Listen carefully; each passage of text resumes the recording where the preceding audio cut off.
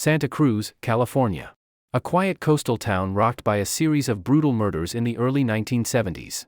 Among the killers that earned the city the title murder capital of the world was a man named Herbert W. Mullin, a man whose crimes were fueled by paranoia, delusions, and a chilling sense of purpose. Herbert Mullin was responsible for the deaths of 13 people, all in the name of preventing earthquakes. Yes, you heard that right. He believed killing was a sacrifice to save California from seismic disaster. But how did a man's twisted delusions lead to such horrifying acts? Today, we'll uncover the disturbing story of Herbert W. Mullin, his upbringing, his crimes, and his eventual trial. Herbert William Mullin was born on April 18, 1947, in Salinas, California. His childhood seemed ordinary, a stable home in a suburban neighborhood with loving parents. But for young Herbert, life was far from simple. As a teenager, Mullin experienced a devastating loss. The sudden death of a close friend in a car accident left him shaken, and this event marked the beginning of his downward spiral. In his early 20s, Mullin was diagnosed with paranoid schizophrenia, a mental illness that would come to dominate his life. Delusions and hallucinations began to shape his reality, and without consistent treatment, his condition worsened. Herbert's mind became a dangerous place, a place where he believed the fate of California depended on his actions. By 1972, Mullin's delusions had reached a horrifying peak. He became convinced that a catastrophic earthquake would devastate California unless he made human sacrifices to appease the earth. This chilling belief set him on a path of terror. On October 13, 1972, Mullin committed his first murder. His victim was Lawrence White, a homeless man whom he bludgeoned to death with a baseball bat. Mullin saw this as a necessary sacrifice to prevent disaster. In the months that followed, Mullin's killing spree escalated.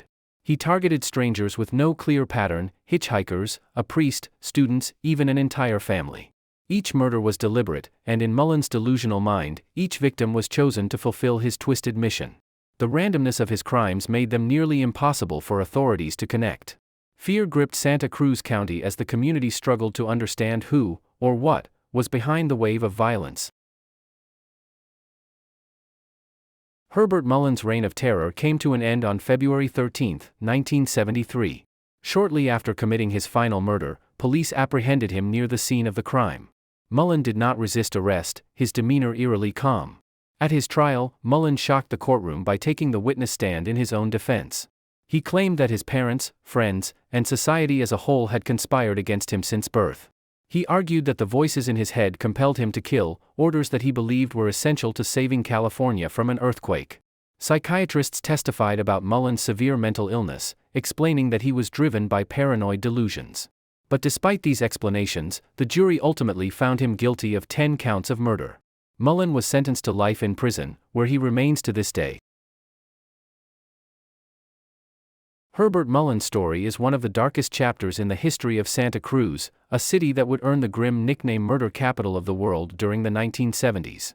His case highlights the devastating effects of untreated mental illness and the tragic consequences of a system that failed to provide him with the care he so desperately needed. Though Mullin's actions were horrific, they serve as a chilling reminder of the importance of addressing mental health issues before they escalate into tragedy. Herbert Mullin may be behind bars, but the scars of his crimes remain etched in the memories of his victims' families and the community of Santa Cruz. This was the story of Herbert W. Mullin, a man whose delusions turned deadly. His case is a tragic intersection of mental illness, violence, and the human cost of a broken system. Thank you for watching.